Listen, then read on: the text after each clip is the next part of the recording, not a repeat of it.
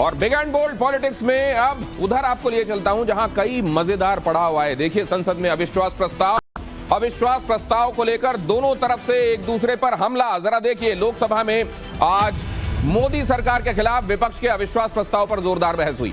माना जा रहा था कि चर्चा की शुरुआत राहुल गांधी करेंगे। 11:55 पर कहा जा रहा है कि इस बात पर नोटिस भी दिया गया था, लेकिन कांग्रेस सांसद गौरव गोगोई ने विपक्ष की तरफ से अविश्वास प्रस्ताव पर बोलना शुरू किया।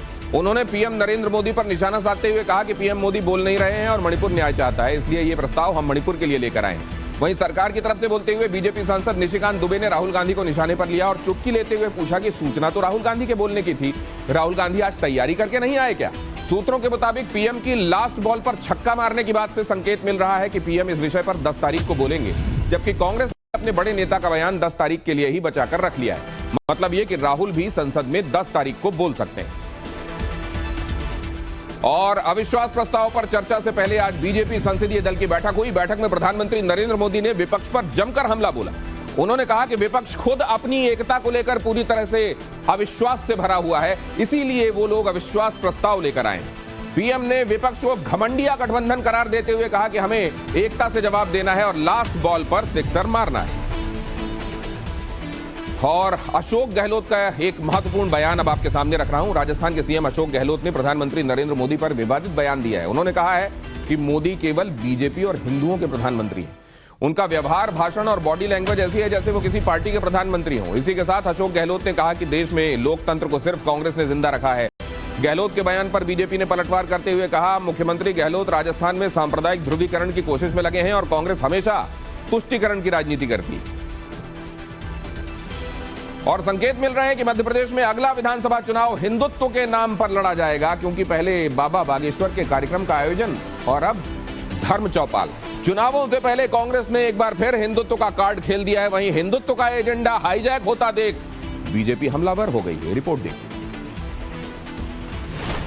मध्य प्रदेश में कांग्रेस अब गांव-गांव में संतों, महंतों और पुजारियों के साथ चौपाल लगाने की तैयारी कर रही है, जिसमें कांग्रेस की पूर्व की कमलनाथ सरकार के धर्म कर्म के कामों को गिनाया जाएगा। साथ ही भजन कीर्तन के जरिए ये बात बताने की कोशिश भी होगी कि बीजेपी हिंदुओं का इस्तेमाल सिर्फ वोटों के लिए करती है।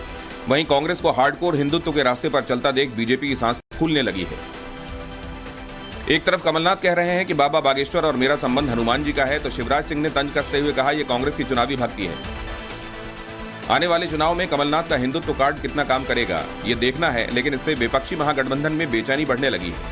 आरजेडी के राष्ट्रीय उपाध्यक्ष शिवानंद तिवारी ने कमलनाथ पर सवाल खड़े करते हुए कांग्रेस हाईकमान से पार्टी का स्टैंड क्लियर करने की मांग की। तो वहीं शिवराज सिंह चौहान ने कहा, चुनाव आ रहे हैं, इसलिए कांग्रेस कंफ्यूज भी है और मजबूर भी।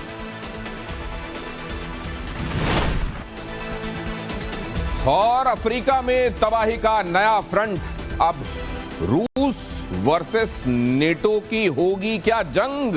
पूरी खबर बिग एंड बोल्ड इंटरनेशनल में। लेकिन उससे पहले आज की पॉलिटिक्स की 5 और अहम खबरें बीएनबी पॉलिटिकल क्विक टिक्स।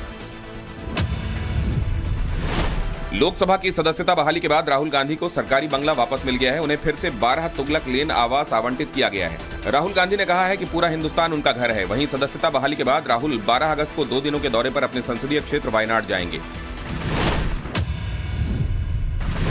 आम आदमी पार्टी के राज्यसभा सांसद राघव चड्ढा मुश्किल में पड़ सकते हैं। दरअसल चड्ढा ने दिल्ली सर्विस बिल को सेलेक्ट कमेटी के पास भेजने का प्रस्ताव पेश किया था। बीजेपी का आरोप है कि मोशन को पेश करने के दौरान चड्ढा ने 5 सांसदों के फर्जी दस्तखत लगाए हैं।